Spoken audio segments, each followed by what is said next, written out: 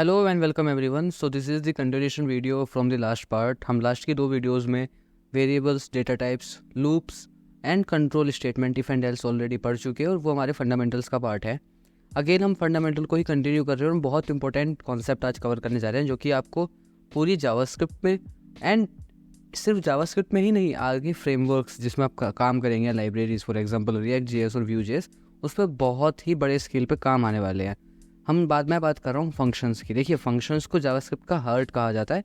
That function are the heart of JavaScript या function is the heart of JavaScript, क्योंकि इनका बहुत ज़्यादा यूज़ केस है। जैसे कि मैंने आपको बताया था, ओके आप बिगिनर्स हैं, आपको नहीं पता होगा। So everything is object in JavaScript. इस बात को हम जस्टिफाई कर पाएंगे आगे की वीडियोज़ में जब मैं आपको डॉम मैनिपुलेशन सिखाऊंगा। अगर आप इच्छुक हैं इसको पढ़ने को, जानना चाहते हैं डॉम मैनिपुलेशन क्या है, तो ऑलरेडी 2 वीडियोज़ या शायद 3 वीडियोज़ डॉम मैनिपुलेशन के ऊपर मैं अपलोड कर चुका हूँ इस चैनल पे। उसमें बहुत जल्द एक प्रोजेक्ट भी आने वाला है। सो वो भी एक अप रनिंग वीडियो प्लेलिस्ट है। बाकी हम इस वीडियो को भी कंटिन्यू कर रहे हैं, दैट इज़ फॉर बिगिनर्स। सो आज की वीडियो में हम जान चुके हैं हम क्या पढ़ने वाले हैं। It is going to be functions. So without a further delay let's just directly jump into this. So मैंने अपनी स्क्रीन पे सिंपली एक VS कोड एडिटर खोला हुआ है और ऐसे ही मैंने index.js फाइल हुई है। बाय द वे, जो 2 फाइल आपको दिख रही है, JS1 और JS2, जो 2 फोल्डर दिख रहे हैं, इनका कोड आपके पास ऑलरेडी अवेलेबल है गिटहब पे, जो कि मैंने प्रीवियस वीडियो में लिंक दे दिया है गिटहब रेपो का। और मैं इसका भी नोट्स का भी लिंक दूंगा। और मैं एक रफ या रो नोट्स बना रहा हूँ जो कि उन फाइल के अंदर ही है और ये काफ़ी ईजी रहता है पढ़ना ऐसे, ठीक है। तो स्टार्ट करते हैं फंक्शंस इन जावास्क्रिप्ट। सो देखिए, फंक्शंस हैं क्या। अगेन मैं जार्गन्स के साथ स्टार्ट करूँगा, डेफिनेशन के साथ स्टार्ट करूँगा, लेकिन उसको मैं ब्रेक डाउन करूँगा आपके लिए बहुत ही सिंपल लैंग्वेज में। So starting with definition.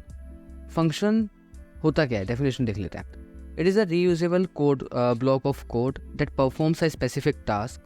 Function help us avoiding repeating the same code and make our program more organised and easier to manage. ये इसकी कुछ डेफिनेशन है। इसका मतलब क्या हुआ कि फंक्शन एक रीयूजेबल कोड होता है, एक जो कि एक सर्टेन टास्क को परफॉर्म करने की ताकत रखता है। राइट, मैं आपको स्क्रीन पर दिखा देता हूँ। That it is a reusable code of block that perform a specific task. कोई स्पेसिफिक टास्क करता है। फॉर एग्जांपल 2 नंबर का सम करना है, स्क्वायर निकालना है, क्यूब निकालना है या हेलो बोलना है, कुछ भी फंक्शन हो सकता है, और वो एक स्पेसिफिक टास्क करेगा।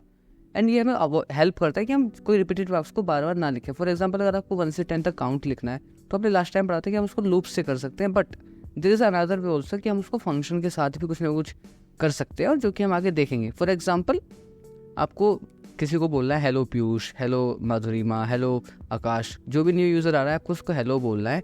या आप चाहते हो कि एक फंक्शन में सिर्फ मैं कुछ पास करूँ और सिर्फ नेम के साथ हेलो आ जाए अपने आप, तो आप हर बार हेलो लिखने से बचेंगे। आप चाहेंगे कि एक फंक्शन हो, एक ऐसा कोई कोड ऑफ ब्लॉक हो जो ऑटोमेटिकली आपका उस चीज़ को अपडेट कर दे। राइट, ये थोड़ा कॉम्प्लेक्स हो रहा होगा, बट हम जैसे एग्जांपल देखेंगे आपके लिए बहुत ईजी हो जाएगा। फंक्शन को आप मैथमेटिक्स से भी रिलेट कर सकते हैं, काफ़ी ट्यूटर इसको करते भी हैं, बट मेरे को लगता है वो गलत वे होता है थोड़ा बताने का, क्योंकि मैथमेटिकल फंक्शंस थोड़े से डिफरेंट होते हैं इनसे, ठीक है। तो मैथमेटिकल से हम ज़्यादा रिलेट नहीं करेंगे, हम सीधा इसका सिंटैक्स देख लेते हैं फटाफट से कि सिंटैक्स होता क्या है।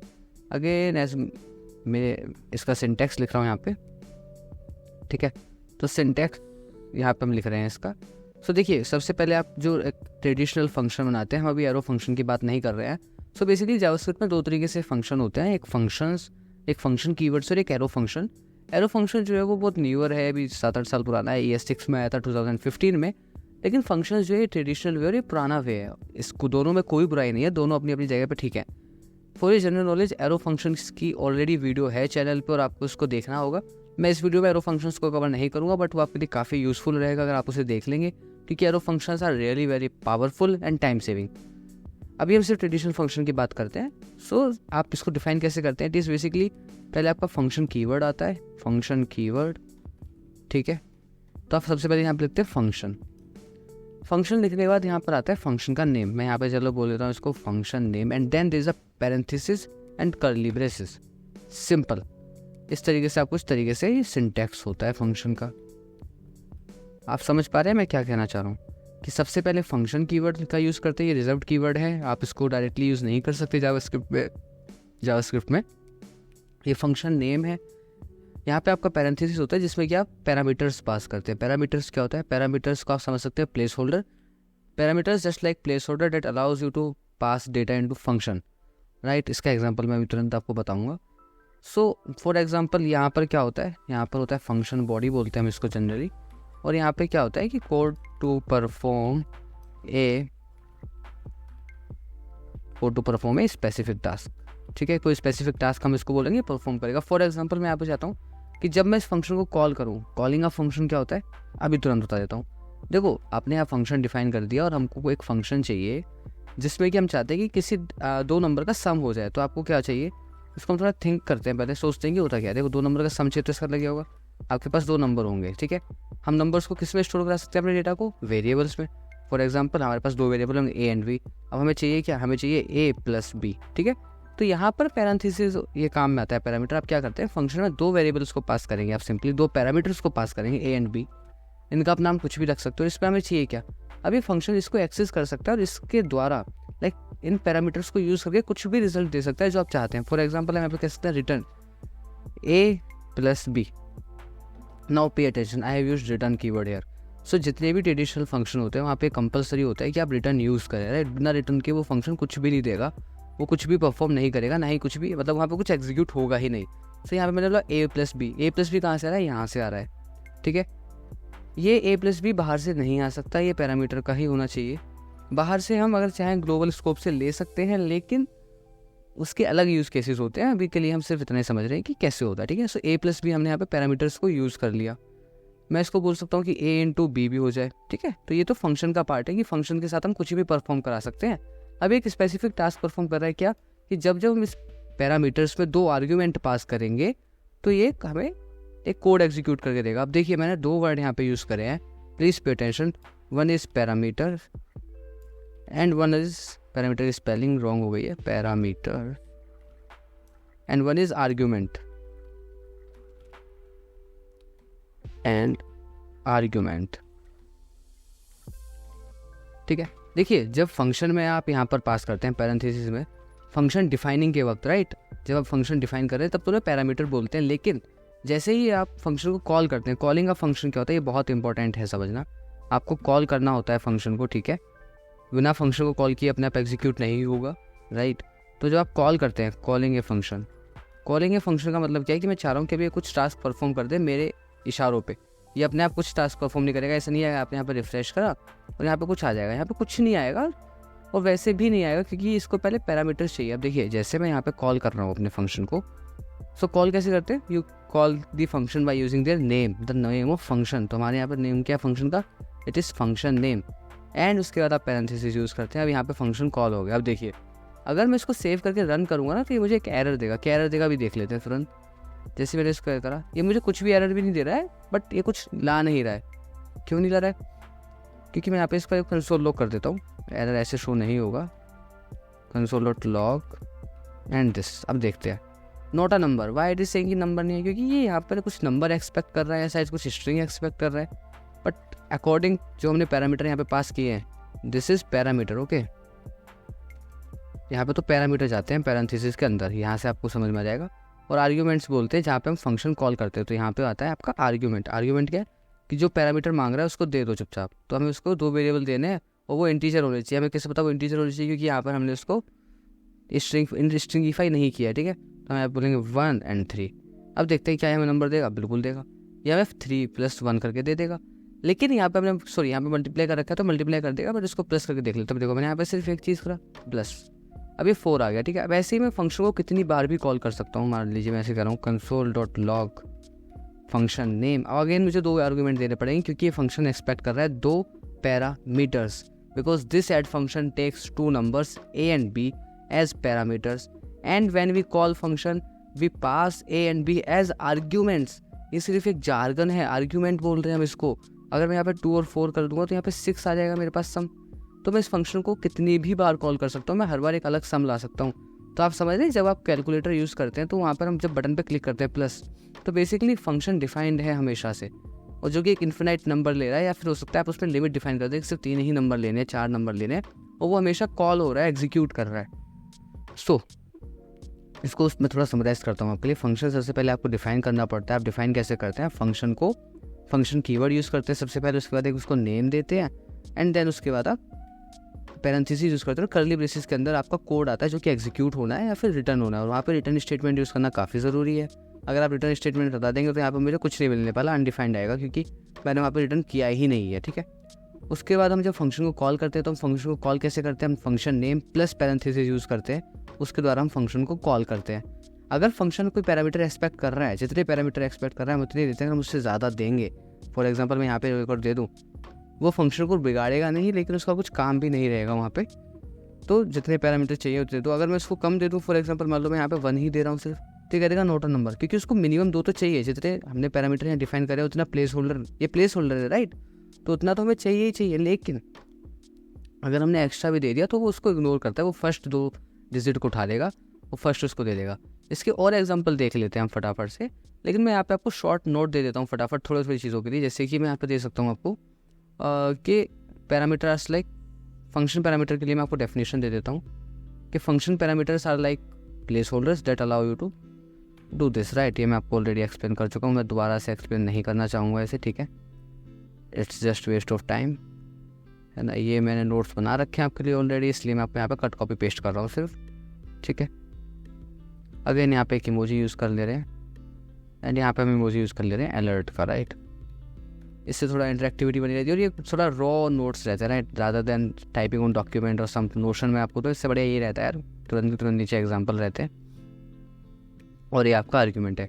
एक और फंक्शन डिफाइन करके देख लेते हैं। इस बार आप फंक्शन आप भी इसको साथ में कोड करेंगे। मुझे मान लीजिए 2 नंबर का स्क्वायर निकालना है, सॉरी 1 नंबर का मुझे स्क्वायर निकालना है, तो मैं कैसे कर सकता हूँ राइट। अगेन सबसे पहले क्या करना होता है, सबसे पहले फंक्शन कीवर्ड, उसके बाद फंक्शन नेम, मैं इसको नाम देता हूँ स्क्वायर। मैंने आपको वेरिएबल वाली वीडियो में बताया था, अगर आपने नहीं देखी, कि always try to give meaningful names right. तो यहाँ पे भी थोड़ा मीनिंगफुल नेम दो, स्क्वायर निकालना है तो स्क्वायर नंबर दे दो, लेकिन थोड़ा मीनिंगफुल दो जिसको यूज़ करने में आसानी रहे। जैसे हम यहाँ पे कॉल कर रहे हैं ना फंक्शन नेम, अगर कोई दूसरा के कोड देखेगा क्या है ये फंक्शन नेम, बट अगर हम यहीं पे बोलते हैं ना कि it's a sum right, sum of 2 numbers या सम, तो समझ आएगी कि ओके, या ऐड कि अच्छा तो यहाँ पे ऐड कर रहा है, आप ऐड वाले फंक्शन को कॉल कर रहे हो, ठीक है। तो हमेशा मीनिंगफुल नेम दे, फंक्शन स्क्वायर और रिटर्न व्हाट, कि जो नम हम पास करें, हमें नम इंटू नम चाहिए। अभी नम आएगा कहाँ से, अगर मैं इसको भी कॉल कर दूँ और मैं यहाँ पे बोलूँ कि console.log और मैं यहाँ पे बोल दूँ स्क्वायर, ठीक है, अब मैं फंक्शन को कॉल कर रहा हूँ, सिर्फ कंसोल लॉग कर रहा हूँ। यहाँ पे आएगा कि नम तो डिफाइंड ही नहीं है, तो नम क्योंकि डिफाइन नहीं, क्योंकि हमें पैरामीटर डिफाइन किया। मैंने कहा कि बाहर से लेगा नहीं, मैंने बोल यहाँ पे नंबर बोल दिया num 10। अब देखते हैं क्या होता है, इट विल गिव मी 100। इसका मतलब क्या है कि मुझे बाहर से लेके दे रहा है, क्योंकि ये वेरिएबल अभी ग्लोबल स्कोप में। अभी मैं आपको 1 सेकंड बाद ही स्कोपिंग का भी आपको एक्सप्लेन करने वाला हूँ, लेकिन अगर मैं सिर्फ इसको यहाँ पे कर दूँ, क्या ये नम क्या भी ग्लोबल वेरिएबल में, तो इसका मिसयूज़ हो सकता है। तो जब भी हम फंक्शन से स्पेसिफिक हम फंक्शन में कुछ चीज़ यूज़ करना चाह रहे हैं, तो हमेशा उसको हम ऐसा पैरामीटर पास कर देते हैं कि नम है। अब यहाँ पे नम एक्सपेक्टेड है, 10 का नम दे दो, 100 आ गया। बेसिकली प्रॉब्लम क्या है ना, जब हम नम को ग्लोबल स्कोप में डिफाइन कर रहे हैं, तो ये कहीं भी चेंज भी हो सकता है, या फिर क्या हो सकता है कि इस नम का कहीं मिसयूज़ हो सकता है, हमें कहीं चाहिए नहीं लेकिन ये यूज़ हो रहा है, या हमने कहीं नीचे दूसरा नम डिफाइन कर दिया तो वो ओवरराइड हो जाएगा उसके लिए राइट। मान लीजिए मैंने यहाँ पे num 10 बोला, अगर मैं यहाँ पे दोबारा ऐसे बोलूँ कि लेट num इक्वल टू 100, तो ये गलत सिचुएशन कर देगा हमारे लिए कि हम एक बार ही नम यूज़ कर सकते हैं। पहली बात तो ये अपनी पूरी एप्लीकेशन में, अगर मुझे यहाँ पे क्यूब चाहिए तो मुझे फिर नम की जगह कुछ और यूज़ करना पड़ेगा, a है ना। मतलब मेरे लिए नम वेरिएबल क्या हो गया, रिस्ट्रिक्ट हो गया कि यार मैं एक ही बार यूज़ कर सकता हूँ। इसलिए जब भी हम फंक्शन में यूज़ कर रहे होते हैं कोई स्पेसिफिक वेरिएबल जो कि कुछ रिटर्न कर रहा है या उसका काम है, तो हम उसको ज़्यादातर कोशिश करते हैं कि पैरामीटर में डिफाइन कर दें, क्योंकि एक तो क्या होता है कि वो इंटरेक्टिव हो जाता है, यूज़र अपने हिसाब से कुछ भी ले आ सकता है राइट। यहाँ तो नम मैंने हार्ड टाइप कर दिया था, वो सिर्फ 10 का ही स्क्वायर देगा, तो इंटरेक्टिविटी या डायनेमिक चीज़ें खत्म हो जाती है। दूसरा हम ट्राई करते हैं कि फंक्शन के साथ जाए, जैसे क्यूबिक हमें निकालना है, क्यूब तो हम कैसे निकाल सकते हैं, क्यूब हम इसको निकाल सकते हैं कि नम नाम का हमने एक पैरामीटर पास कर दिया। अब देखो मुझे कोई दिक्कत नहीं होगी यहाँ पे, मुझे कोई ये नहीं कहेगा कि यार नम तुम डिफाइन कर चुके हो या कुछ ऐसा हो चुका है, कुछ भी नहीं है यार, कितनी बार भी यूज़ करो नम, जब तक कि वो अपना फंक्शन में है। और इस चीज़ को हम स्कोप बोलते हैं राइट, कि जो जितने भी फंक्शन के अंदर हम वेरिएबल डिफाइन करते हैं ना, मान लो मैं यहाँ पे भी बोल दूँ कि let a equal to this anything right, anything हो जाता है, ठीक है। मैं यहाँ पे से वेरिएबल स्ट्रिंग ले रहा हूँ, बट ये कुछ भी हो सकता है, ठीक है। अगर कोई भी वेरिएबल आपका स्क्वायर के अंदर है तो वो बाहर से एक्सेसिबल नहीं होता, लेकिन अगर कोई वेरिएबल आपका ग्लोबल स्कोप में है तो वो हर फंक्शन को एक्सेसिबल होता है राइट। सो इसमें मैंने स्कोप क्यों इंट्रोड्यूस किया, क्योंकि स्कोप को समझने का सबसे आसान तरीका ये है कि जब आपको फंक्शन पता है कि फंक्शंस है क्या, तो आप स्कोप ईजिली समझ सकते हैं। अभी के लिए मैं थोड़ा स्कोप को आपको डिटेल में एक्सप्लेन करने की कोशिश करता हूँ। देखिए स्कोप है क्या, फंक्शन तो हमने समझ लिया फंक्शन क्या करता है, बट स्कोप क्या है। सो सिंपली आप समझिए स्कोप होता है किसी फंक्शन की पहुंच, राइट, मतलब हिंदी में तो वही हो गया। Scope refers to where variable are accessible in your code. Variables can have either local और global scope and impact where they can be use, right. ये इम्पैक्ट कर सकता है कहाँ पे यूज़ हो रहा है। ये स्कोप तो आपका लोकल भी हो सकता है और आपका ग्लोबल भी हो सकता है। लोकल और ग्लोबल का क्या मतलब है, फटाफट से समझिए। देखो एक न्यू फंक्शन डिफाइन कर लेते हैं। चलो मैंने फंक्शन का मैंने यहाँ फंक्शन वाला फंक्शन, ओके, फंक्शन ग्लोबल, ठीक है, मैं फंक्शन को भी ग्लोबल ही बोल दे रहा हूँ, ग्लोबल चेक, ठीक है। ये फंक्शन है जो कि चेक करता है कि क्या वेरिएबल ग्लोबल है या नहीं है। ऐसा हम हाइपोथेसिस ले रहे हैं, ऐसा कोई हम इस पर लॉजिक नहीं लिखने वाले, बट हम सिर्फ सोच रहे हैं, ठीक है। और मैंने बोला कॉन्स्ट ग्लोबल वेरिएबल, ठीक है, और मैंने 10 बोल दिया। अब देखो इस 10 को मैं कहीं भी यूज़ कर सकता हूँ, मैं यहाँ भी यूज़ कर सकता हूँ। फॉर एग्जांपल अगर मैं बोल दूँ कंसोल रिटर्न, मैं यहाँ पे सिर्फ कर दूँ कि रिटर्न क्या कर, चलो छोड़ो ये सही नहीं रहेगा, छोड़ो। अभी ग्लोबल वेरिएबल है ना, हम कहीं भी इसको एक्सेस कर सकते हैं किसी भी फंक्शन के अंदर। तो हम क्या चाह रहे हैं कि जो फंक्शन है वो अपने आउटर स्पेस से तो कुछ भी ले सकता है, और इसको हम कुछ बोलते भी है, इसको हम क्लोजर बोलते हैं, बट मैं आपको आगे बताऊँगा जब हम एडवांस्ड जावास्क्रिप्ट पढ़ेंगे, वो कॉन्सेप्ट आगे आता है क्लोजर का। बट बेसिकली आप ये समझ लो कि जब फंक्शन अपने अंदर है वो बाहर से किसी को भी एक्सेस कर सकता है, लेकिन बाहर वाली वैल्यूज़ फंक्शन के अंदर वाली को नहीं एक्सेस कर सकती। अगर मैं यहाँ पे डिफाइन कर दूँ लेट इनर वेरिएबल, अच्छा पहले हम इसको कंसोल करके देख लेते हैं, console dot log and global variable. तो ये कर क्या रहा है, जब भी मैं इस फंक्शन को कॉल करूँगा तुरंत कंसोल डॉट लॉग कर देगा। रिटर्न स्टेटमेंट इसलिए नहीं चाहिए क्योंकि कंसोल कर रहा है, कंसोल को रिटर्न स्टेटमेंट नहीं चाहिए होती है। Let's just call them global check and let's just see. तो हमारे पास 10 आ गया क्योंकि हमारे पास ग्लोबल वेरिएबल क्या है, 10 है, ठीक है। अभी क्या होगा ना, अगर मैं मान लो एक फंक्शन लो, फंक्शन इनर चेक या फिर लोकल चेक, ठीक है। अब मैं सिर्फ इसको चेक करना चाह रहा हूँ। अब मैं इसके अंदर एक वेरिएबल डिफाइन करता हूँ कि let local var equal to, ये कर दिया मैंने, कुछ भी लिख दिया, 1 लाख या 10 लाख जो भी है। अब मैं इसको बाहर से एक्सेस करने की कोशिश करता हूँ, ठीक है। मैं क्या करूँगा कि इसको बाहर से एक्सेस करता हूँ, ठीक है। तो मैं यहाँ पे ऐसे कर लेता हूँ console dot log local var, ठीक। तो ये मुझे कहेगा लोकल वैल्यू नॉट डिफाइंड। आप कहोगे सर ये ना थोड़ा ऊपर डिफाइन कर दिया आपने फंक्शन से, एक काम करो इसको फंक्शन के नीचे ले आओ। नीचे ले आते हैं यार, कोई दिक्कत नहीं है, ठीक है। आपको लग रहा होगा कि लाइन बाई लाइन कोड पढ़ता है जावास्क्रिप्ट का तो इंजन कंपाइलर, तो सही बात है एकदम, लेकिन उससे कोई इफेक्ट नहीं पड़ने वाला है इस पर। क्यों इफेक्ट नहीं पड़ने वाला, क्योंकि बता रहा हूँ। देखो अब भी आएगा कि भाई सॉरी हमने कुछ मैसअप कर दिया एक्चुअली। बेसिकली हम इसको हम बाहर ले गए, इसको अंदर रखना पड़ेगा हमें। अब देखो ये पहले से ये डॉट दिखा रहा है, वो बेसिकली वो कह रहा था जब मैं एडिट कर रहा था तो ये ऊपर पहुंच गया था, राइट। सो अब हम इसको फंक्शन के वापस ले आए हैं। आई वॉज शॉक्ड कि ऐसे कैसे हो गया। तो ये लोकल वेरिएबल हो गया। अभी हमें अगेन कुछ एरर देगा कि लोकल वेरिएबल डिफाइंड नहीं है। इसका मतलब क्या है कि ये सिर्फ ये आपका ब्लॉक स्कोप्ड है, ब्लॉक स्कोप और लोकल स्कोप है, इसको आप बाहर से एक्सेस नहीं कर सकते। आप किसी फंक्शन के वेरिएबल को भी दूसरे फंक्शन में एक्सेस नहीं कर सकते। आपको लग रहा होगा कि फंक्शन तो आपस में शेयर करते हो कि नहीं। अगर मैं यहाँ पे कहूँ console dot log local variable, ठीक है, लोकल एंड वेरिएबल, तो यहाँ पे again it will give me error. 45 से एरर आ गया कि अरे यार ये है ही नहीं, हमको डिफाइन है ही नहीं। देखो यार है ना इंडेक्स जेस डॉट 45 लाइन में ये, तो ऐसा नहीं कि फंक्शन आपस में शेयर कर रहे हैं, नहीं, वो फंक्शन का अपना है, ठीक है। बाहर आप एक और नाम से आप, क्योंकि ये देखो global scope local scope day वाला वेरिएबल, आप बाहर दूसरा वेरिएबल डिफाइन कर सकते हैं सेम नेम से, so it doesn't matter, okay. So basically हमने क्या समझा कि स्कोप क्या है, वेरिएबल कहाँ पे एक्सेसिबल है। अगर हम ग्लोबल स्कोप पे डिफाइन कर रहे हैं, मतलब हम सिंपल एक अपनी जो डॉक्यूमेंट ऑब्जेक्ट है इसी हम डायरेक्ट डिफाइन कर रहे हैं, तो वो ग्लोबल है, उसको कोई भी एक्सेस कर सकता है। लेकिन अगर कोई वेरिएबल फंक्शन के अंदर डिफाइन हो रहा है, अंदर इनिशियलाइज हो रहा है, इनिशियलाइज की डेफिनेशन मैं आपको ऑलरेडी बता चुका हूँ, कुछ नहीं होता है यार। मतलब वेरिएबल आप डिक्लेयर और असाइन दोनों कर रहे हो, ठीक है। ये हो गया वेरिएबल डिक्लेयर करना और ये हो गया उसका वैल्यू असाइन करना, ये हम ऑलरेडी फंडामेंटल में कवर कर चुके हैं। तो ये जो जार्गन वर्ड यूज़ हो रहे हैं ना, इनिशियलाइज या डिक्लेयर असाइन, ये सब आपको पता होने चाहिए, ईजी हो जाता है आपके लिए। So what I was trying to say कि अगर फंक्शन एक लाइन में समझ लेते हैं कि अगर वेरिएबल फंक्शन के अंदर है तो वो लोकली स्कोप्ड है, ब्लॉक स्कोप्ड है, वो उस फंक्शन के बाहर एक्सेसिबल नहीं है, मतलब उसके पेरेंट को एक्सेसिबल नहीं है, पेरेंट तो डॉक्यूमेंट को एक्सेसिबल नहीं होता है। लेकिन अगर हम उस फंक्शन को उस वेरिएबल को अगर हम डॉक्यूमेंट पे डिफाइन करें, ग्लोबली डिफाइन करें, तो कहीं भी डिफाइंड होता है। हम यहाँ पे एक छोटा सा चेक करेंगे, हम एक बार वेयर से डिफाइन करके देते हैं कि वेयर इनर, सिर्फ मैं इनर बोल रहा हूँ, ठीक है, वेयर इनर इक्वल टू 10। अब इसके बाद सोचते हैं कि क्या वेरिएबल जो हम वेर से डिफाइन करें, जो कि हमारा ओल्डेस्ट और ट्रेडिशनल वे है रहा है हमेशा से, क्या ये एक्सेसिबल होगा? देखते हैं ना, लोकल चेक या हम ऐसे कर लेते हैं कि ये रिटर्न करेगा क्या, रिटर्न। अच्छा, हम इसको ऐसे डिफाइन कर देता हूँ, हम यहाँ पे बोलते हैं रिटर्न। अब मैं यहाँ पे अगर रिटर्न यूज़ भी करूँगा तो कोई प्रॉब्लम नहीं है कंसोल के साथ, बट कोई ज़रूरत भी नहीं है मुझे। अच्छा, ये तो कर ही देगा रिटर्न, में भी क्या ही कर रहा हूँ ना। मेरे को क्या करना चाहिए, मेरे को यहाँ पे सिंपल कहना चाहिए console.log इनर। अब देखते हैं क्या इनर एक्सेसिबल नहीं। वेरिएबल अगर हम वेर से भी यूज़ कर रहे हैं ना तब भी एक्सेसिबल है। इसका मतलब क्या है, आप कैसे भी डिक्लेयर कर लो वेरिएबल को, चाहे वेर से, चाहे लेट से या कॉन्स्ट से, वो एक्सेसिबल नहीं होगा अगर वो फंक्शन के अंदर है, क्योंकि वो क्या है, वो ब्लॉक स्कोप और लोकल स्कोप्ड है। और अगर वो ग्लोबल स्कोप्ड है तो वो ग्लोबल स्कोप है, तो वो कहीं से भी एक्सेसिबल हो, आप कहीं भी कंसोल लोगे उसे यूज़ कर सकते हैं। सो इस ट्यूटोरियल में हमने सीखा फंक्शंस क्या होते हैं, स्कोप क्या होता है, और हमने उसको देखा, हमने उसका फंक्शंस हमने बना के देखा, इंटरेक्टिवली हमने देखा, एग्जांपल्स के साथ देखा। मैं इसको यहाँ पे कंक्लूड करूँगा और मैं सिर्फ बताऊँगा कि functions are usual block of code that perform specific task and they are essential for organising your code.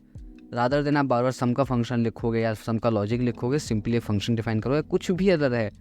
जैसे जैसे आप आगे बढ़ोगे इन फंक्शंस का इंपॉर्टेंस और इन फंक्शंस की ब्यूटी समझोगे कि ये कितने ब्यूटीफुल हैं, कितने इंपॉर्टेंट है, राइट। और इसके बाद हमने स्कोप समझा कि स्कोप होता क्या है, राइट। देख, फंक्शन पैरामीटर ले सकते हैं और आर्ग्यूमेंट ले सकते हैं और वैल्यू रिटर्न करते हैं। पैरामीटर होता है जब हम फंक्शन डिफाइन कर रहे हैं उस टाइम पे जो हम पैरेंथेसिस के अंदर लिख रहे होते हैं, और रिटर्न स्टेटमेंट होनी ही चाहिए for more maximum cases, right. Console log है या अलर्ट है तो वहाँ तो हमें ज़रूरत नहीं होता है। बाकी अगर आर्ग्यूमेंट होता है जब हम फंक्शन को कॉल कर रहे हैं और उसमें हम कोई वैल्यू पास कर रहे हैं, उसको हम आर्ग्यूमेंट बोलते हैं। तो इस वीडियो में इतना ही हमने जो कवर किया है वो फंक्शंस और स्कोप किया है। नेक्स्ट वीडियो बहुत इंटरेस्टिंग होने वाली, क्योंकि नेक्स्ट वीडियो में मैं आपको loop, functions, variables, if else के ऊपर 10 से 15 बहुत ही इंपॉर्टेंट एक्सरसाइजेस कराने वाला हूँ, जो कि आपके कॉन्सेप्ट्स को बहुत ज़्यादा शार्प करेंगे, बहुत ज़्यादा रिफाइन कर देंगे, और आपको समझ में आएगा कि सारी चीज़ों को हम एक साथ कैसे यूज़ करते हैं इन रियल लाइफ। सो उन एग्जाम्पल्स को ज़रूर देखिएगा, वो थोड़ा कोड वॉर्स की तरह होगा। कोड वॉर्स एक वेबसाइट है, वहाँ पे आप क्वेश्चंस देख सकते हैं अपने आप जाके, किस टाइप के मैं क्वेश्चन कवर करने वाला हूँ, और वो बहुत इंपॉर्टेंट होंगे कॉन्सेप्चुअली, एल्गोरिथमिकली, और आपकी थिंकिंग को थोड़ा इन्हेंस करेंगे जावास्क्रिप्ट में कि लूप्स वगैरह कैसे यूज़ कर सकते हैं। सो हम आगे की वीडियो देखेंगे, वो बहुत ही इंटरेस्टिंग वीडियो, और मैं बहुत ज़्यादा एक्साइटेड हूँ उस वीडियो को बनाने के लिए। वो वीडियो बहुत जल्द आउट होगी, लेकिन जब तक आप इन फंडामेंटल्स को कवर कीजिए एंड स्टे ट्यून्ड।